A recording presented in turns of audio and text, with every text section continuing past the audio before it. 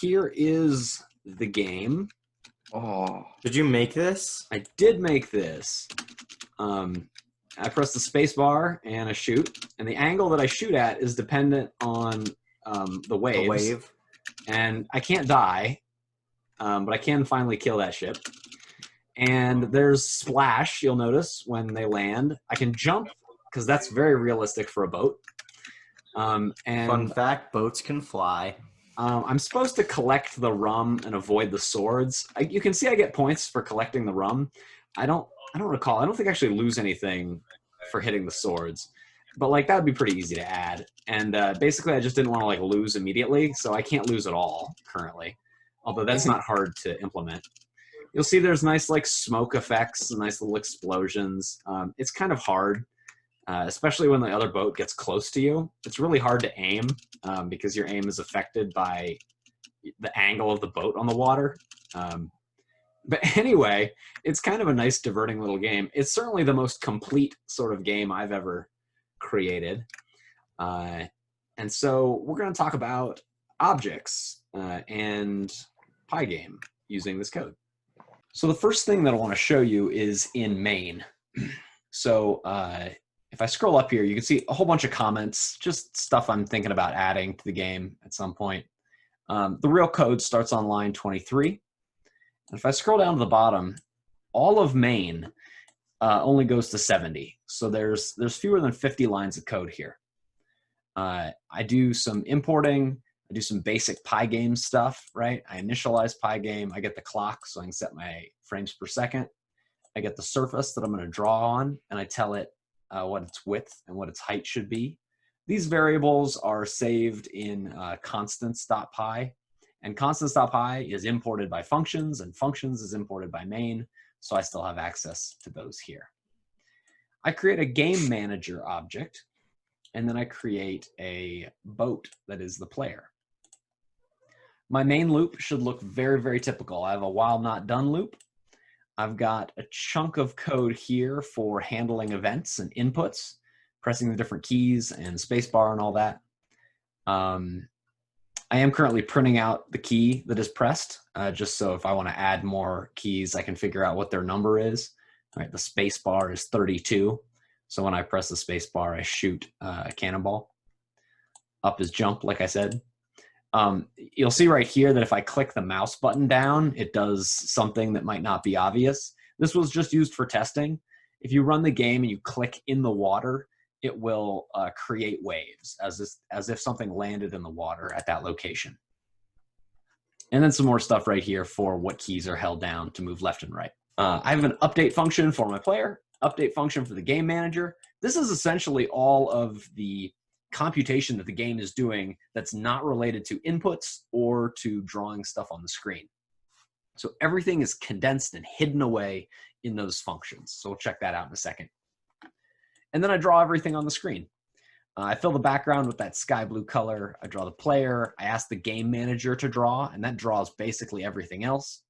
I update the screen, and then I set my frames per second to 60, or I shoot for 60 frames per second. So constants.py right here has like some colors, the screen dimensions, some stuff related to the water physics, quote unquote. I mean, there's actually like friction and surface tension in relation to the water. I make the images smaller. The images are actually quite a bit larger. I'm scaling them down here a little bit. And then there's various other variables that are in use, or constants in use here. Any sort of variable that I want to use to change the world, like the screen size or like the color of the sky or any of these other colors, various things. It can be really fun actually to play with like the sea level and the amount of friction and surface tension on the water. These can get you some really weird stuff. I mean, I'm trying to implement kind of mostly fake, but somewhat realistic water physics.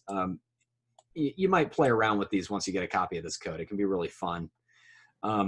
Buoyancy even, and gravity and air friction and water friction. There's all kinds of goofy stuff that you can mess with. Amplitude and period, if you've studied waves, if you study like sine or cosine waves in math class, If you want the ocean to be really wavy, you can mess around with these, or not wavy, very flat. You can mess with those. Your jump power, your left-right speed, all kinds of nice little things that you want to make adjustments on. You can do that here. The cannonball speed and the arc, lots of different interesting things. All right, so we have class boat, right? Any sort of class that I'm going to define, any sort of object that I might want to create, I'm going to start with the keyword class. I'm going to have a constructor here. The init function is the constructor. It's got 2 underscores at the front, 2 underscores at the back. I pass in various arguments. Self is always going to be the first argument of any function that belongs to a class. So even the constructor itself is going to have self at the start. We don't pass anything particular in for that. It's just how we identify that this function belongs to a class, belongs to an object, such as boat. And then we pass everything else in. And there's various stuff in here. Most of it's dealing with the image itself. I scaled the image down. The images are actually quite a bit bigger. And I flip the image because most of the images, just the way I downloaded them, they're facing to the left. And so I want them to face to the right. Update function. So this is where I'm going to update the position and the angle of the boat in the water. So I have a handy function here, get water height at. I give it an XY coordinate and I can figure out the height of the water. And then I do some math to figure out sort of how high the left side of the ship should be and how high the right side of the ship should be. So I get an angle. And then I update my dy. The water also pushes you upwards, or perhaps I'm jumping, so I can have that bounce in my boat. I update the height and the rotation, and I possibly tell the water that it needs to splash if I've like landed in the water. So these are some of the functions that the boat does.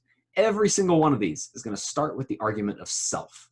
Self is how an object refers to, well, itself. Not every language uses the word self. I know that Java uses the word this to refer to itself. And you can also see how like this would refer to itself. No language that I know of uses I or my. It doesn't use I because I is used for too many other variables.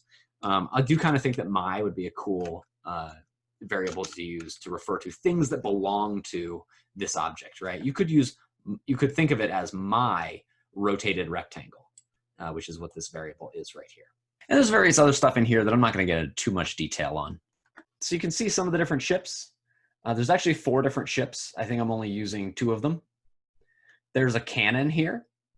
The cannon doesn't look very good on the ship because it's way too large of an image, although I suppose you could shrink it down. The compass here, there's a pirate flag. There's some nice trees and some little land tiles. I'm definitely interested in making a little island that you can pass by at times with some little tropical trees on it, and maybe there's a cannon that shoots at you, and once you destroy the cannon, you plant a pirate flag on that island. I think that would be a fun little addition. But anyway, these are the images that are available. You'll see here I have a sprite sheet for the explosion. Actually, let me talk just a tiny bit more about the explosions and how I'm doing those. But you guys have seen sprite sheets before, and I'll talk about how I'm animating, one of the interesting things I'm doing with the animation there. And then I have this text document right here where I have just links to where I actually got all these images, so you can check that out if you want. Let's look at the Cannonball briefly. So Cannonball is a fairly simple object. You can see its constructor that uses this init here is relatively simple. It stores an x value. Where is its x location? And when it says self.x equals x, when any object says something like that, what it's saying is, take the value that was given to me in this x variable up here and store it in my x value so that I'm going to remember this for later. Same thing with the y. dx is typically a name for a change in x, a horizontal change. Similarly, dy is a change in vertical motion. So we're just going to save those values. And then this damage delay right here is the number of frames before this cannonball will damage anything.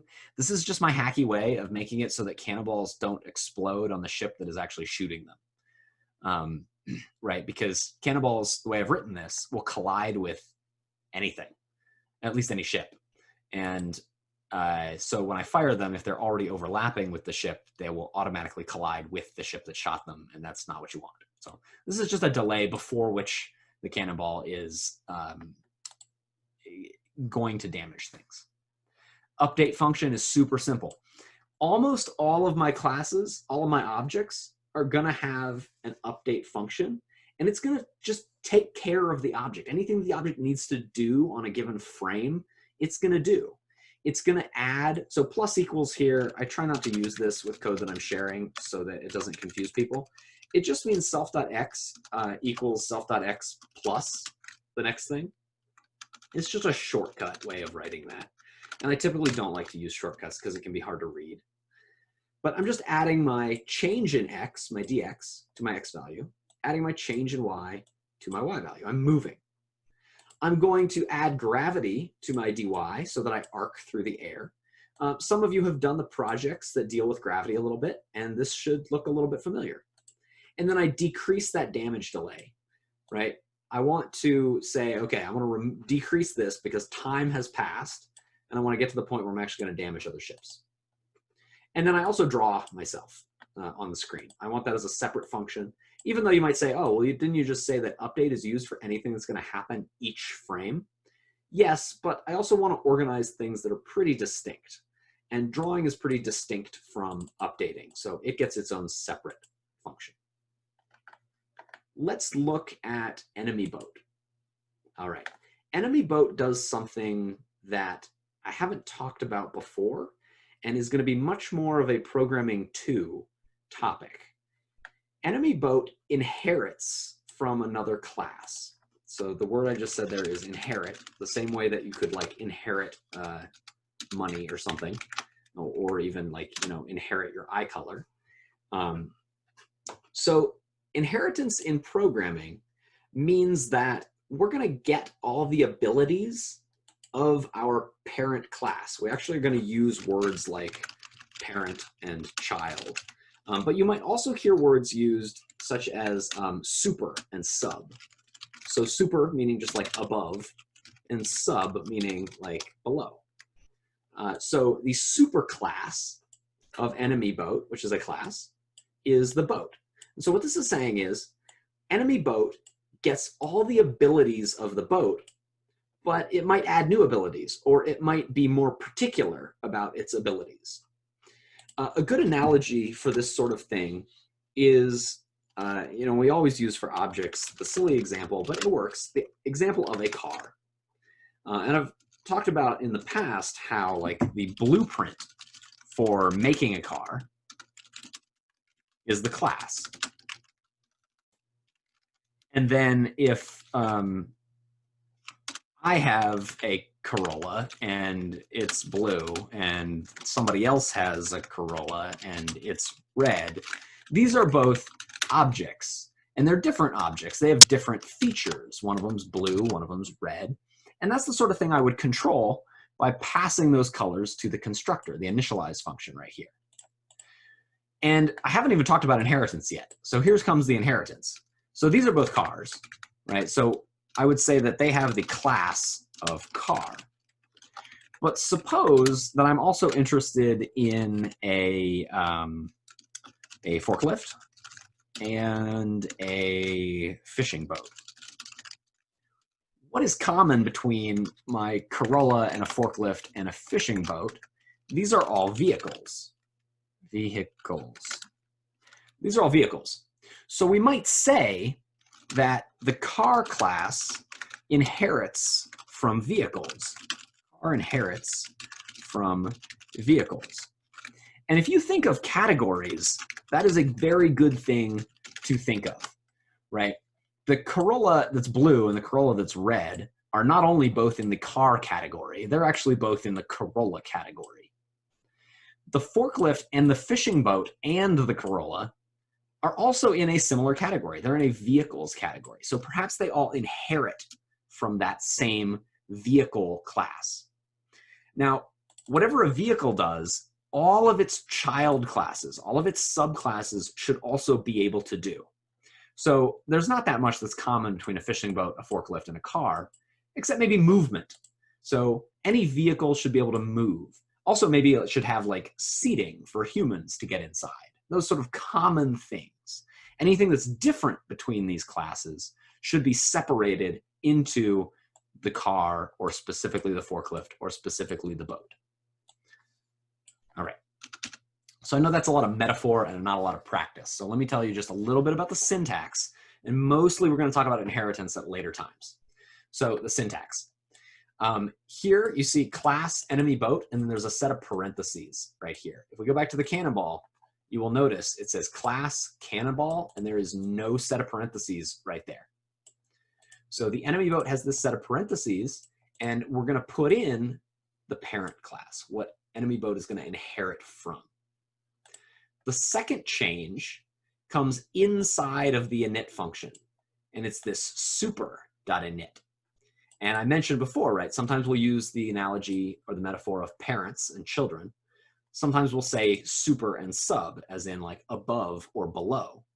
So here we're using super. And what this is saying is, call the initialization function of my parent, of the boat. So what'll happen is, all the initialization code in the boat will be called. It's almost as if all this code gets copied and pasted right into this location and then run right here. So that's how we're going to get all of the features, the attributes, and abilities of the boat. And then any other extra stuff we're going to add, we also get that stuff. So we have our own specific health that we're going to have. We have a volley count and a refire countdown. This controls how quickly and how much the enemy boat fires. And the enemy boat needs that, and the other boat doesn't, because the player controls how much the other boat shoots. But the enemy needs some sort of, it's not really an artificial intelligence, because it's not very intelligent. It's really just a counter. But it needs some sort of instructions for how it's going to do its shooting. And so that's extra. So these things don't appear in the parent class in the boat. They only appear in the enemy boat right here. The update function is a little bit different. We want to check, are we dead? And if we are, we should do a death animation. And then this controls a little bit of a death animation right here. If we're not dead, we want to call super.update. So here's that super again. What's happening here is that we're saying, parent, I want to do your update function. Anything that you would do in your update, I'm going to do that. And then the rest of the code is, I'm going to do my own stuff. Here's how I'm going to be different from you. I'm going to decrease my refire countdown, so I'm ready to shoot again after a few frames. And I'm going to move my boat slightly to the left. I'm going to move towards the left side of the screen, kind of approach the player. There's some more code in here. You can see if I scroll down. I'm not going to get into the details, and it's actually pretty short. It's like shooting and some other brief stuff there. But that's a little bit about inheritance. Let's talk about the game manager so that this doesn't run too long, and then I think I'll cut it off there. So game manager is a big file. You remember in main, I said it went it's only 48 lines of code. Game manager is 245 lines of code. Now, again, including comments and things like that. But it's quite a bit longer. It manages lots of things about the game. And it also imports a whole bunch of things. So let's just briefly go through what it does. And you notice also it's a class. I initialize it, and I don't pass it any arguments. It's always going to be the same each time. And that's just for this game. We're always going to have 3 lives. We're always going to start off with 0 points. I load some images, and this is calling a function that I wrote. You can see the function in functions.py if you want to look that up later. Let's scroll down a little bit. I create all the water heights. If you believe it, that water is actually a list of vertical rectangles. And they're just really close together. I'm sorry, I misspoke. I used to do this with a bunch of vertical rectangles, but it ran really slow. It's actually a polygon. I create a point list for the top of the water, and the points are very close together, but they are connected with lines that are probably diagonal. And so even though, if I had fewer points in my point list, the water would look really jagged because you could see each individual point. But since they're really close together, it kind of looks like it's smooth. So that's how I'm making that water effect. Here's where I load in a rum image, and I load in a sword image, and I'm just going to reuse these images. I don't have to reload them every time I want them because I just keep a copy around. And this is the reason I don't create a particular object for those is I'm just going to create a list in my game manager because that works for me. You know, if you wanted to make the pickups, the rum of the swords, more complicated, you might want to do this differently. But the way I'm doing it is I'm just putting them all in a list. So I have a pickups list, I have a cannonballs list, all those cannons flying through the air. I have a list of enemy boats. There can be more than one enemy that spawns on the screen at the same time. And then I have a list of animations. And you can see from the comment that for now, it's just the explosions. That's the only thing in the animations list. Anyone who's interested in animating those explosions needs to pay attention to this line of code right here. So the variable that keeps those explosion images is called explosion frames. And the function that pulls them out of that image is called strip from sheet. You can find this function in the functions.py file, and you should check that out. So Game Manager controls things like shoot, update all the animations, update all the enemy boats, update the cannonballs, update the pickups. What I want you to get out of that is noticing how I'm separating different functionality. I want to keep my code organized, right? This is a 250-line file. I don't want to cram it all into the same function. Could I just say update and then put all the pickup updates and the cannonball updates and everything else in the same function? Absolutely. And I would have fewer function calls. I would just have the one update function call because like all this stuff needs to get updated once per frame. But then when I tried to go back and like fix something or change something, it would be a lot harder for me to figure out what I needed to change, figure out where that change needed to take place. So that's why I'm using all these functions and organizing my code. Again, more updates, update water. And then update, update, update. It literally calls all those update functions. So in main, right, when I want to have short code, I just call update. And then Game Manager says, oh yeah, I know what you mean by that. You're going to update all those different update files. You're going to even check for collisions and possibly spawn new enemies. So this is just a good way of organizing your code so that it's short and it's easy to find what you're looking for. That's pretty much all I want to say for today. Does anybody have any questions? Because I'm happy to talk more about any particulars here that you might want me to dive into. So when like hitting the other boat with like a cannonball or something like that, yeah, how does it know that it's been hit? So you want to know about check collisions. So let's go to check collisions. This is still in the game manager. And what we're going to do here, well, I'm going to pass in the player. That's going to be relevant. There's two big chunks of code. One starts right with this comment check here, check to see if the player collides. And the other one is check for collisions with cannonballs. And in some ways, those could be two functions. But in this case, I just chose to put them all in check collisions. So this one right here is dealing with player collisions. So particularly player collisions with pickups. So what I do here is first I do a for I in reversed range. It's important to loop backwards through the list here because if I collide with a pickup, I'm going to delete it. You see on line 211 that I have the delete right here. If I'm running forward through a list and deleting things as I go, that's like a train that is running on a track and the track is being destroyed ahead of the train. That train's in for some trouble. It's, you know, probably pretty destructive still, but it's okay to delete the tracks behind the train because that's not the direction the train is going. So that's the reason to use reversed. Just be aware that reversed is super important. And then what I'm checking is I'm checking if the distance between the player's XY coordinates, right? I get the player's XY coordinates up here. I'm checking if the distance between the player's XY coordinates and this access into these lists here. This is actually the X coordinate of pickup index I, and this is the Y coordinate of pickup index I. And I'm seeing if that distance is less than the rum collision distance, which is a variable that I set in constants.py. So basically I'm saying, are these guys close enough to collide? And if they are, if I'm colliding with rum, increase the points. And if I'm not colliding with rum, well, the only other thing to collide with in terms of the pickups, right, looping over the pickups, is the sword. And so I lose a life if I collide with the sword. And then regardless of which thing I collided with, I delete the thing I collided with. And then the cannonballs, very similar actually with the cannonballs. I'm going to loop through my list of cannonballs in reverse order. This if statement is really long, so it got wrapped onto actually 3 lines, and I apologize for that. Partly it's because like the name is kind of long. So this is a little bit hard to read, but we'll go through it carefully here.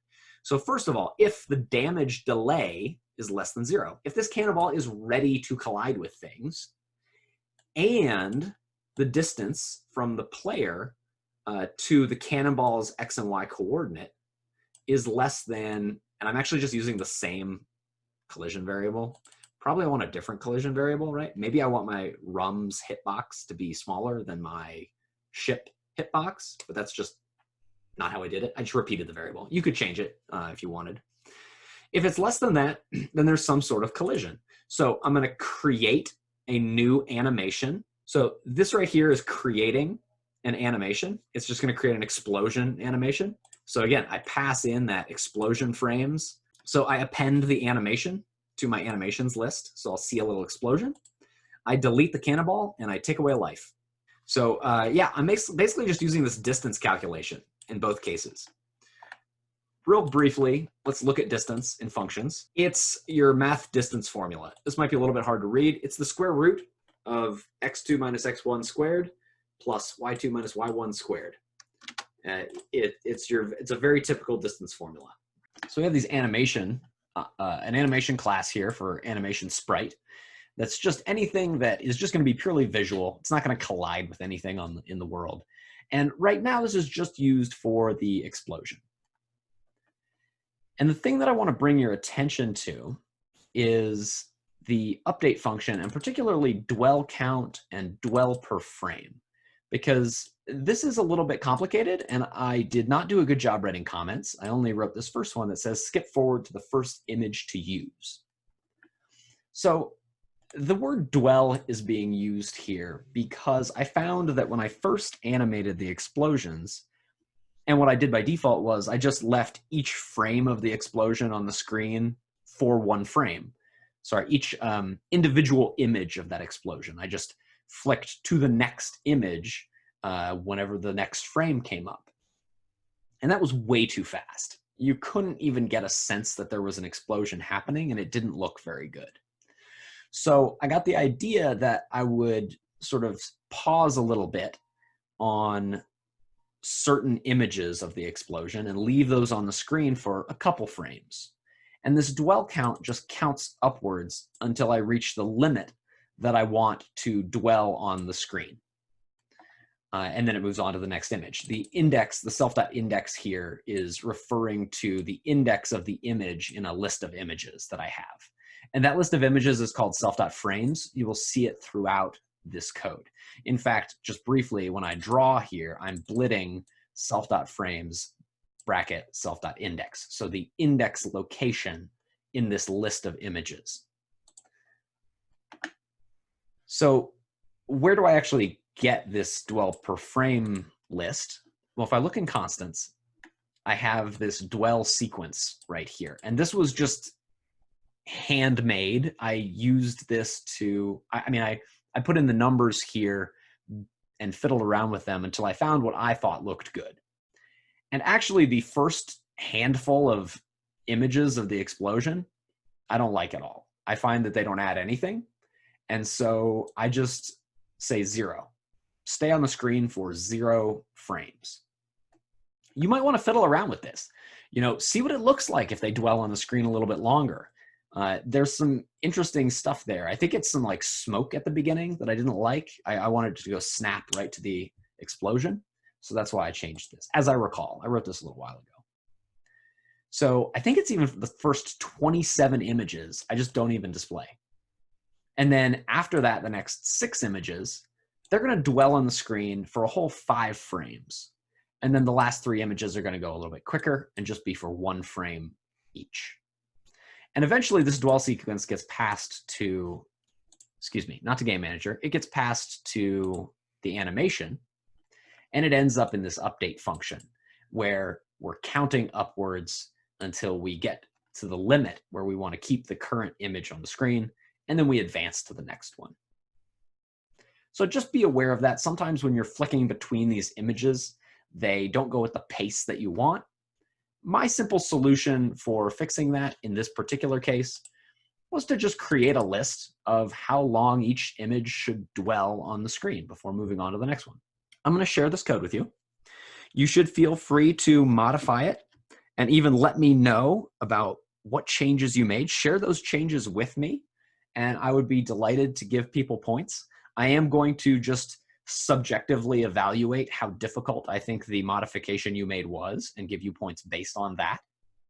But I would love to see any creative additions that you make to this code. I am happy. It's kind of an open-ended project, right? You know, make the changes that you're interested in making and tell me what they are, and we can negotiate some amount of points for them.